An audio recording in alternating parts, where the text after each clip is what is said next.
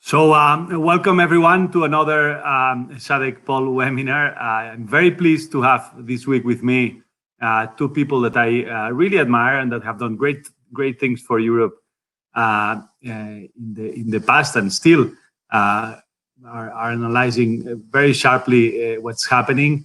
I have with me today Joaquin Almunia, who was the Vice President of the European Commission and is now the President of TEPS. Very good think tank in Brussels. And I also have Paul de Grauwe, who is a professor at the LSE and one of the greatest minds analyzing European economics for a long time. As a personal anecdote, I asked both of you when I went into politics. Both of you have experience in politics. Both of you have been also MPs in the past. And I think both of you recommended me not to go into politics. I should probably have followed your advice. But in any case, the situation. So probably we are living one of the most incredible times in terms of. I mean, definitely as economists, also it's probably impossible to imagine that we would live a pandemic of this size. And the way we are looking at economics is changing every day. Many of the things we are doing now were impossible to imagine just a few months ago. One of the first things that everyone is worried about, obviously there is humongous uncertainty because the economic impact is going to be a function of what happens on the health side, and on the health side and the development of the pandemic is obviously, we don't know much about the virus. We don't know when we're going to have the vaccine. We don't know so many things. But we're trying to estimate to see, there are some analysts that said, look, until recently said, look, this is going to be a V-shaped recovery. Some others say, look, this is going to be the worst crisis we've lived in a century. It's going to be definitely much worse. It already is this year and severe than the last crisis we lived in the sovereign debt crisis in Europe. How do you see the impact, the economic impact of this pandemic? If you want, Joaquin, perhaps you can start and give us your views. Okay, thank you very much, Toni. I'm very happy to share this webinar with you and with Paul. I met Paul during some discussions of the previous crisis, but I think for forecasters, this time is even more difficult than the one we knew in 2008 or 2009. It's almost impossible to have a forecast for what will happen this year on the whole 2020 exercise. And I think it's even more difficult to forecast 2021 or 2022. Today, the OECD has published new forecasts. Every round of forecasts, starting by the ones presented 3 months ago by the IMF, after the Commission, after the OECD, now second round for the OECD. Every forecast is a little bit more pessimistic because we have figures. Now we know what was happened since March in our economies, and to extrapolate this into the whole year and into the next year, we'll need to know an unknown. And the unknown is for how long we will be living in the pandemic, what will be the positive results of looking for therapies and for a vaccine, and how the measures of a lockdown in different countries have been able to contain, and even in some of them to stop the pandemic. In most of our countries, the pandemic is still with us, is receding, but is still creating new infections and provoking deaths. So I will tend to think that the forecast needs to be pessimistic for this year. And hopefully, if the rebounds of the pandemic will not be strong in our countries, next year, some of the European economies can recover almost the whole output lost this year. And in other cases, such as Spain, Italy, or France, because of our productive structure, the importance of tourism and all this, even 2021 will not be as positive as to be able to recover the whole output that we are losing this year. Good. Paul. Yeah. Well, I think, first of all, I also want to thank you for the opportunity you give me to talk here, and especially to talk with Joaquin, for which I have great admiration. When he was in the commission, the things he did were really great. So he's a man of action, right? I'm just a kind of philosopher or something. I was a man of action. Yeah, okay. So now we are becoming a philosopher, right? The interesting thing is to combine the two, to be a philosopher in action, right? And Joaquin was a little bit of that. Okay, let me now go to the question Toni is formulating, and Joaquin has already given the answer that I also would give. So given the nature of the problem and the uncertainty that surrounds us about what this virus is going to do to us, we just don't know, right? And maybe it's good to work in scenarios, and then I would distinguish an optimistic scenario and a pessimistic scenario. An optimistic scenario is one where you say, well, it's going to be a V-type recession, right? Today and this year is a terrible decline of economic activity, but if we are a little bit lucky and the virus doesn't come back in any significant way, then next year will be a recovery. And this were, in fact, the initial forecast that Joaquin has been telling us, or reminding us. And then, of course, things will not be that bad. I mean, because there is a recovery, and this can be strong enough to limit the debt accumulation, and in the end, this wouldn't be that bad. And in fact, you could have a situation where, because we have had it so bad this year, consumers get ready again to start consuming, and things are going well. So that's one scenario. It's an optimistic scenario. These days, being optimist is not done. It's not fashionable. You should be optimistic, but I want to be a little bit optimistic though, and say this optimistic scenario, we should not exclude it. Now let's go to the pessimistic scenario. That's also something serious. It could really be that we get a second wave that really makes it impossible to have a recovery next year, and as a result we stretch this recession for another year and maybe even longer. And then of course you have a big problem, because governments have to be ready to support the economy. Their budget deficits explode, the debt explodes, and then at the end of that pessimistic scenario, we can be almost sure that we will have a new debt crisis in the Eurozone. So that's the pessimistic scenario that I think, there and could become a reality. Good. Let's move to the reaction both of governments and the EU. So we've seen unprecedented movements by governments who have committed massive amounts of cash to respond to the crisis, and also the EU has done things that seemed impossible just a few years ago, and now it seems they are starting to move. We had a change in the conditions of the ESM to make it easier to access with less conditionality. We also had the establishment of this embryo of a common employment scheme called the SURE. We also have the ECB doing much more than ever has done before, with this renewed commitment, I think last week, with this extension of the QE. And also we have this massive recovery fund of 500 billion. This is a lot that is moving. At the beginning, we were a bit scared that the EU would not do enough. We saw some problems with the solidarity with the initial phases of the crisis, but now it seems things are changing. How do you evaluate what has been done so far? Are you happy with it? Are you not? Paul, would you like to start? Okay. Well, there are two ways to think of this, right?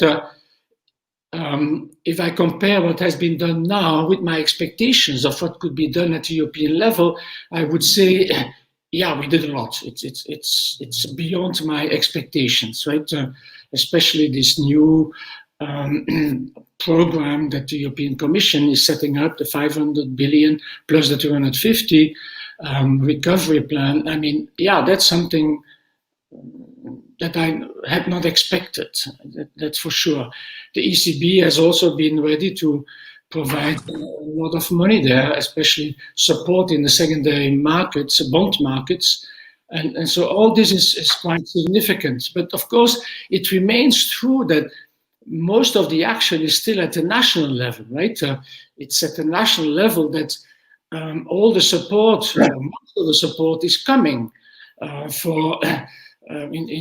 the countries. And so then when I look at that, I still have to say, well, it may not be sufficient, right? Or at least let me put it this way, the European reaction, although significant and although unexpectedly much, is still relatively small compared to what nations are doing. And let me just say a few things about the 500 billion or the 750 billion program of the European Commission. Yeah, but of course, first of all, it has to be accepted, and it's not yet clear.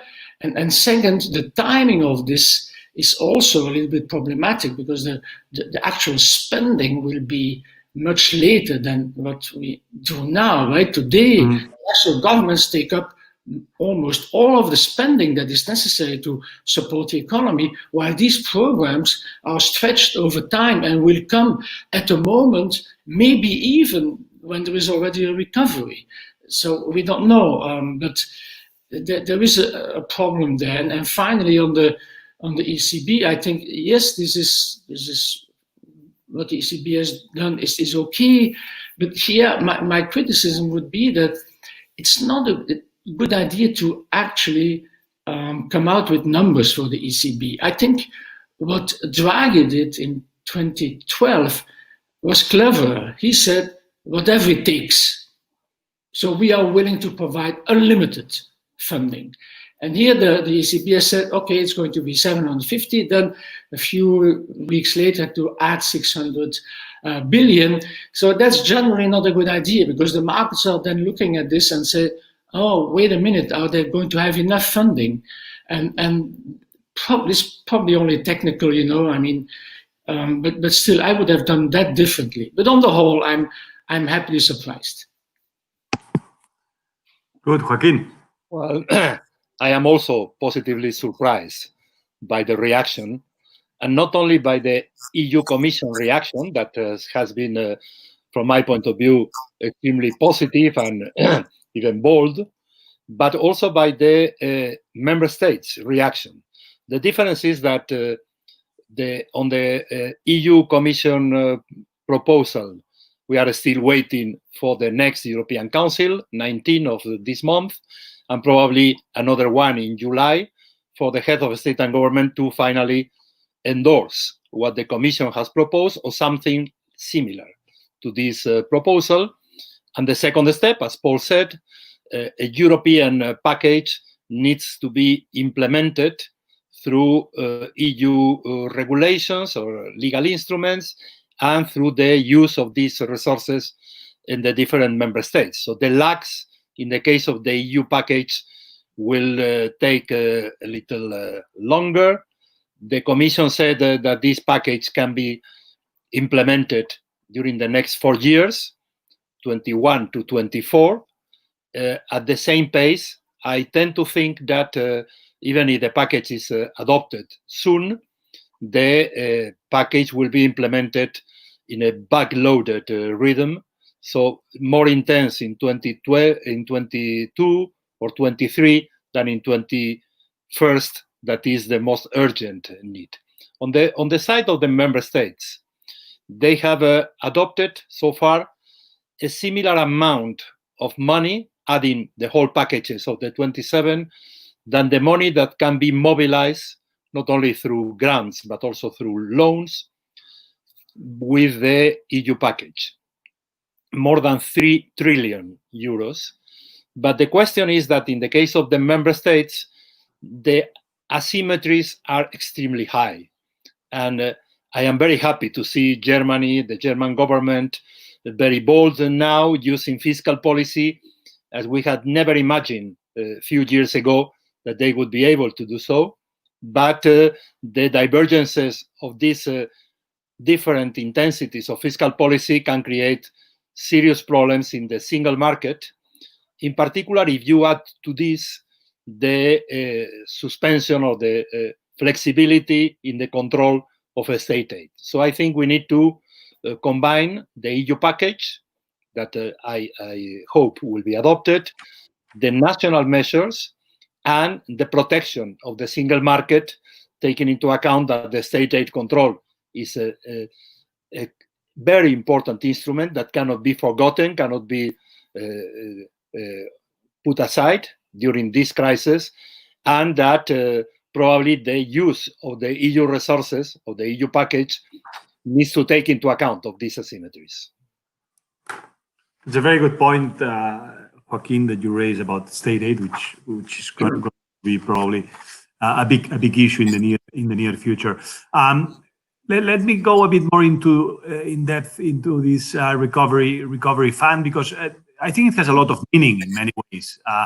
For the first time, or at least in an ambitious way, the European Commission is issuing its own debt. We have Eurobonds of some sort, different than others.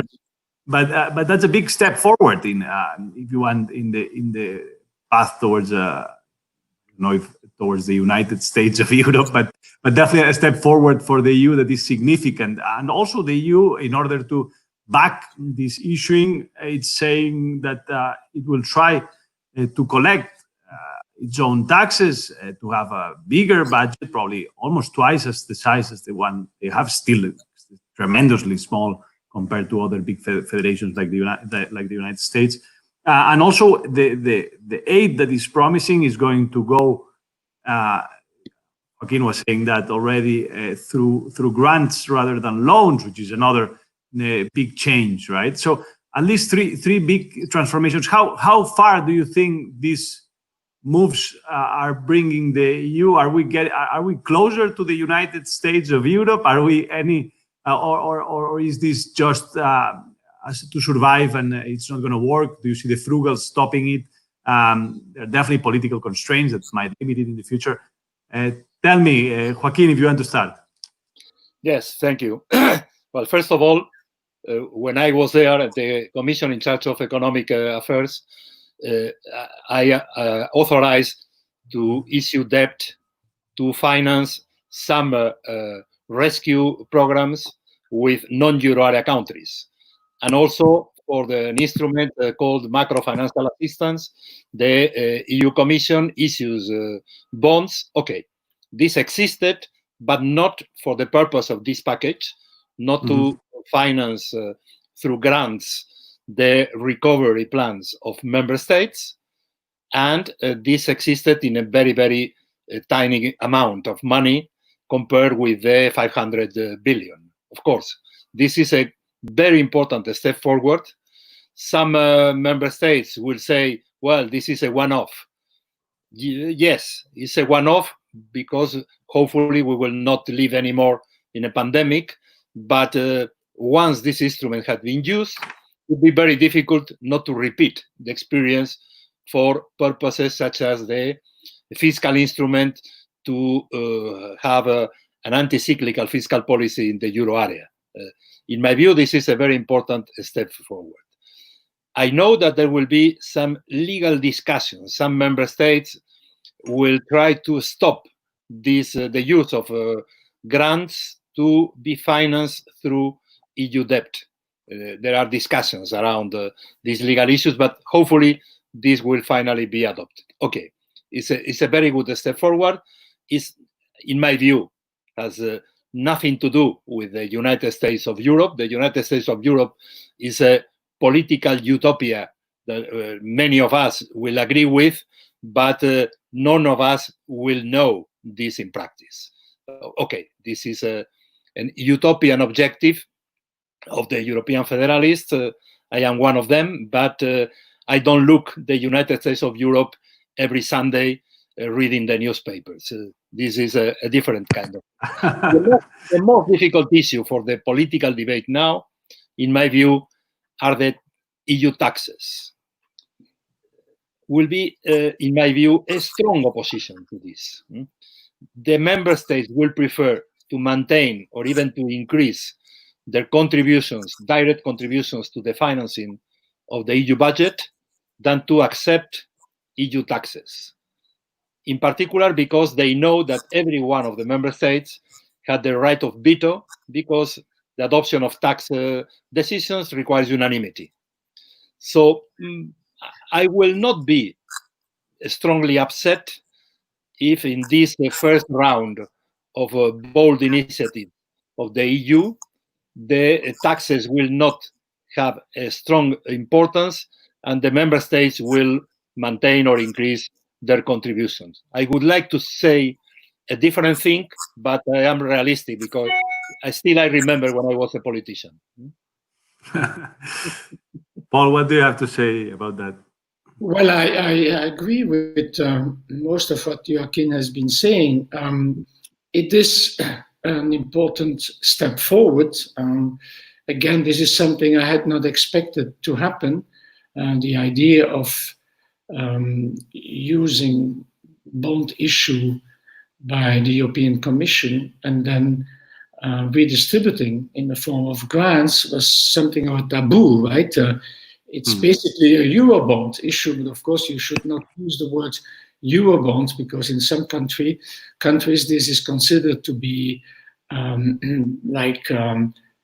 devilish, right? But that's what we are doing now. So in that sense, and I'm happily surprised that this has happened. How important is it for the future? Some people, as you reminded us, Toni, have called this an Hamiltonian moment. I think that is a little bit exaggerated. It is an important moment, but you may remember that what happened in the US then was that the whole of the debt of the states that had accumulated because of the war effort against England was taken over by the federal government. So even there, it was certainly more intrusive than what we are doing now, right? But this being said, yes, it is important, and it's a game changer, and whether or not this will lead to the United States of Europe, in any case, I will not be there to celebrate it. Maybe Toni, you will be there to celebrate. I will drink champagne for both of you. We will tell us afterwards if we get there. So there is another element. Of course, Paul has written a lot about this, which is related to more related to monetary policy and the role of the ECB. You have said, look, it's good that the ECB is doing a more ambitious, it's taking a more ambitious role, but still it's buying bonds only in the secondary market. It should go farther and it should do monetary financing. Obviously this has problems for some people that might hear you in Germany might not be that happy. And also we've encountered a number of other constraints with like the Constitutional Court of Germany as well, saying that this might not, that already we're doing too much and the ECB might be exceeding its mandate. But we are still, the truth is that we are still well below the 2%, almost 2% of inflation objective, right? So there could be space to do more. As you say, Paul, what do you think about that? can you explain us also what more about your proposal, which is, I think it's really interesting. Yeah. Well, let me first say why I think there is a need for direct monetary financing.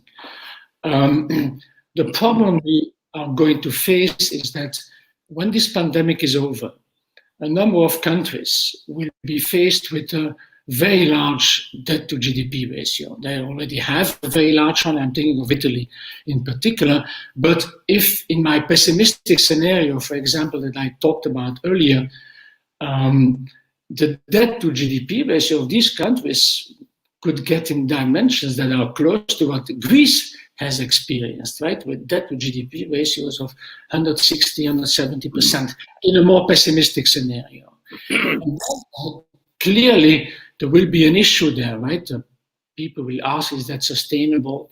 And then we will again be confronted with one of the fragilities of the Eurozone, that is that as these debt to GDP ratios are very different, bondholders that are afraid that, for example, Italy is unable to continue to service this debt will pull out of the Italian bond market and look for a safe haven.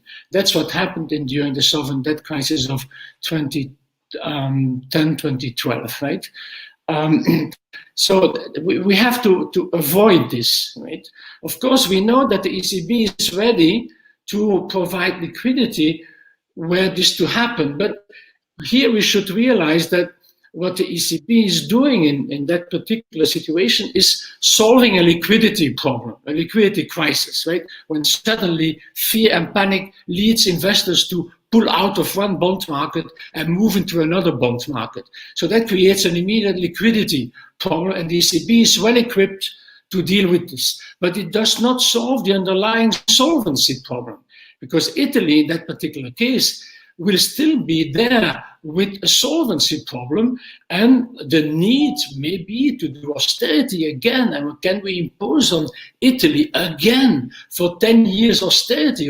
This is impossible. The political reaction to this kind of approach would be unsustainable. And we should really be afraid that if we allow this to happen, some countries would want to get out of this, right? So how can we solve this? Well, in this particular case, we can do it by the ECB actually providing liquidity directly to governments by financing budget deficits today so as to avoid a build-up of debt by these countries, right?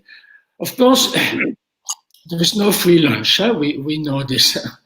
Money is not like something, a money tree, and everything is fine. No. If you do that, you have to take into account the possibility, given the size of the interventions, because we talk here about massive deficits that the ECB then would finance directly by the issue of money to avoid a build-up of debt. Then it is quite likely that at some point this will lead to inflation, some price increases. So I've tried to quantify this using very simple tools like the quantity theory of money. And I come to the conclusion that if the ECB were to do that, we should expect a price shock, something like 20 to 30%. But this will not happen in 1 year, so spread over a number of years, an additional inflation of 3 or 4% during 4 or 5 years. And then the question is this the price we are willing to pay to avoid the kind of debt build-up that could actually lead to an existential crisis in the Eurozone? Then I'm saying, yes, it's worth paying such a price. In fact, in the 70s, as you may remember, well, Toni, you were still a baby then, or maybe not even born. In the 1970s, countries like Germany had a cumulative inflation of 50%. 50%, Germany. I'm not talking about Belgium, Spain, and Italy. This was 100 to 200% cumulative price increase. Nobody died of this, right? I can tell you, nobody died of this. And then I'm saying we have to use all the instruments that are available. We have tied our hands, and in normal times, it is good to tie the hands of the central bank and to say it should not do monetary financing. But sometimes you have to untie these hands when you face an existential crisis. That's why I came forward. I know there are legal issues, but I leave that to the legal minds, and I have full confidence in the creativity of legal scholars to find So Joaquin, what do you think about that? That's let me say be very far. My own thoughts on this. I am not at all an expert on monetary policy and on banking, central banking theories, but I remember one article in the treaty that was very, very important for the build-up of the euro area. Without this article in the treaty that forbids monetary financing of the ECB or from the ECB, probably the euro will not exist today. So my question has always been, since the quantitative easing policies of the ECB started years ago, is, well, and the limits, which is the substantial difference, if any, between a monetary financing declared as such as this, monetary financing, or the prolongation of quantitative easing, taking care of the inflation expectations, but trying to serve to diminish the cost for member states of the euro area of issuing debt. If the interest rates continues to go close to zero in most of our countries, if the refinancing of debt by the ECB continues, if the amounts of money of their interventions in the public debt markets has a real importance comparing with the total existing public debt in the markets and the new issuance, I don't see a substantial difference. And in any case, for the euro area, where the countries have some rigidities that are not in the framework for monetary and fiscal policies in the non-euro area countries, the ESM will need to play a more active role, not only a role of rescuing the imbalances created in the weakest economies of the euro area, but probably a more active role, given that the ESM is not under the EU treaty rules, is owned by the euro area member states. They can increase the capital, they can adopt decisions, such as the one they adopted 1 month ago for the new pandemic facility. And I think in the future, if these mountains of public debt cannot be absorbed only through growth or through other means, the ECB needs to be supported also by a more active responsibilities taken on the shoulders of the ESM, is my view. That's very interesting. The ESM. I mean, we did some calculations at EsadeEcPol with the former principal economist of the ESM, and he argued basically that with a very active role of the ESM that could bring down interest rates almost close to zero, we basically calculated the amount of humongous savings we could get for countries like Spain or Italy in terms of servicing the debt. Obviously, this effect could be done also by the ECB. But so let me. I would spend hours talking to you both, but let me ask you about the comparison. Both of you have lived through these two crises. I have to. It's been basically two massive crises for the Eurozone in 10 years. Some people that might be looking at this crisis in comparison to the other crises that people particularly that are not daily, usually connected to the economic debates of the EU, might not understand anything, right? Before a few years ago, we said we just basically focused on debt sustainability, austerity measures, also reforms, and the focus was basically on the macro side. and the Stability and Growth Pact. And now, obviously, the nature of the crisis is radically different, right? But economists, I mean, there's an absolutely large consensus that we had to spend massively to avoid the crisis getting worse, right? But also there has been a transformation, it seems, in the way people are looking at the EU and many of the structural problems the Eurozone had, that Paul had raised already 10 or 12 years ago, about not having a lender of last resort, etc. So what have we learned from the last crisis? What could have been done a bit different? Is this a change in paradigm in the way we see the Eurozone? We see already new economists in Germany thinking differently about this. What are your thoughts about this? Paul? Of course, this crisis, as we all know, is very different from the financial crisis and sovereign debt crisis of 10 years, more than 10 years ago, because that, you could say, was kind of endogenous thing, right? It was the result of previous excesses, right?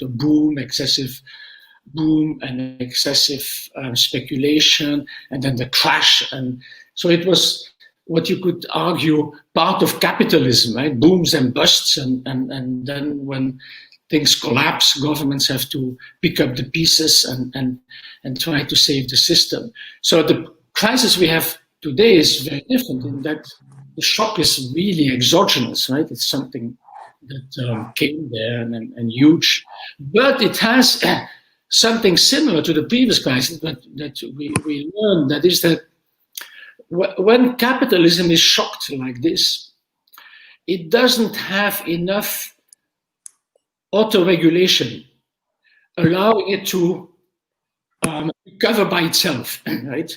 It's shocked today with a massive outside disturbance, and the system cannot deal with this. Right?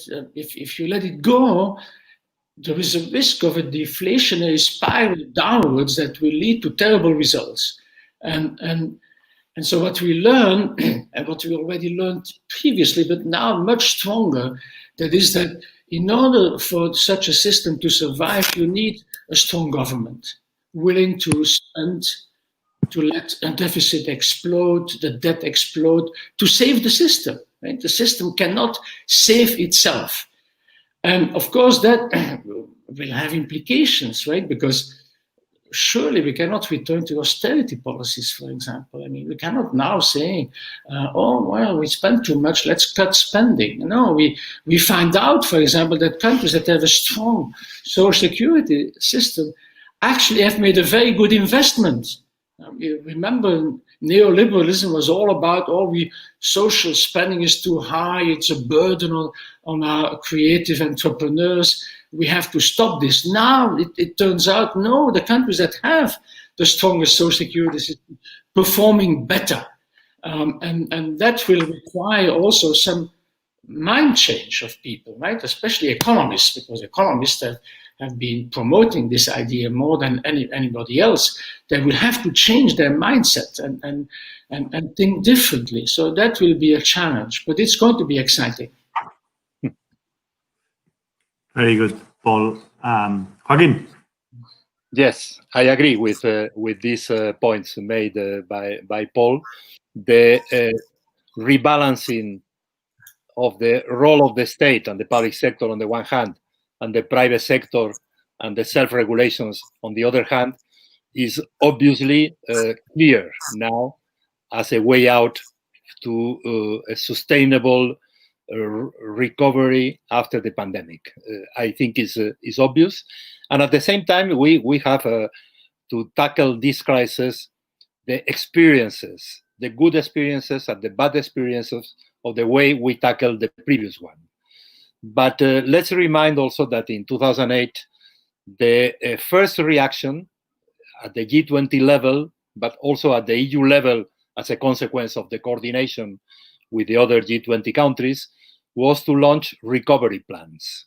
And the Commission coordinated, or try to coordinate recovery plans.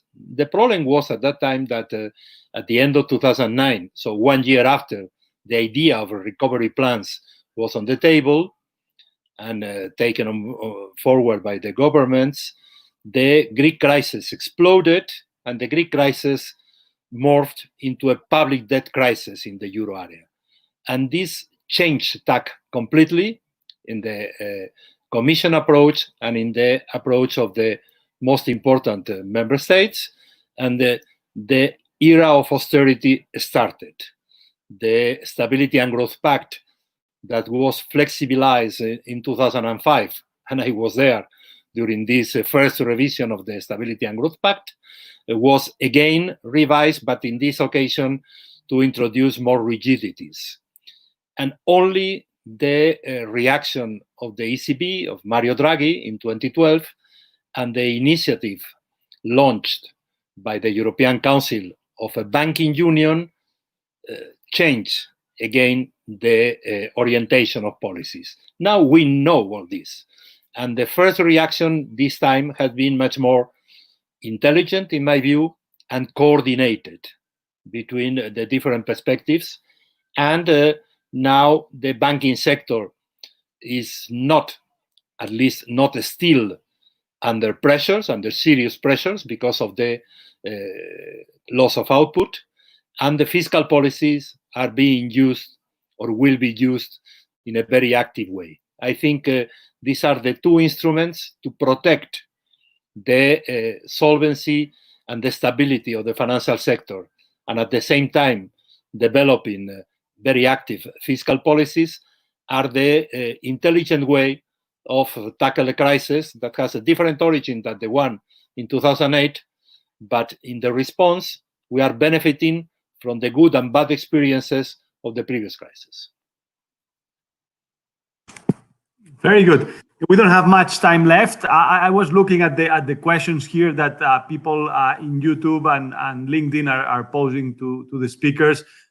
There's Francesco who says, how do you foresee the unemployment rate will develop with this crisis? I would connect it with another very interesting issue which worries me a lot, which is that what we've seen in the past and what the evidence shows is that when inequality increases and when we have very large levels of unemployment, this normally tends to have also obviously political implications, right? We were not starting this crisis from a particularly good point. We already had governments that were conditioned or directly populists. We have close to 25-30% support for a number of populist extreme right and extreme left parties all around Europe, in Central Europe, in Italy, etc. I'm really worried about the effects that this could have, another crisis that will probably last more than what we initially thought on politics, and probably populists usually tend to find or try to find scapegoats, and the EU tends to be an easy scapegoat to blame for this. Do you have any fear that rather than going towards more integration, we will end up going towards less? How do you see the political evolution in the coming years? This is a much more speculative question, but I would be very interested in hearing your views, Joaquin. Yes. Well, from this point of view, to answer your questions, I am in the optimistic side. On the one hand, because I hope that social policies will be active to compensate as much as possible, on the one hand, the unemployment consequences, and part of the new unemployment will be of a structural nature, for instance, in the sectors strongly affected by the depression of our economies. I hope that the social safety nets existing in Europe will play a very active role. Today in Spain, our parliament is adopting the new minimum income guarantee scheme. And we were the only country, or one of the only countries in the EU that did not have this kind of universal guarantee scheme for those who had no other possibilities to have a minimum life means. And I think the active use of fiscal policy will help not only to promote investments and to tackle the challenges of climate change, of the digitalization, but also to pay attention to these social consequences. And from the political point of view, what I am observing in most of our countries is that during these months of pandemic, the extreme political positions are not gaining ground, are losing ground. And not only in Europe, by the way, that is the most important consequence for us, but in the US also. I was very glad reading this morning that the opinion polls in the US are not favorable for Trump during these months. Paul.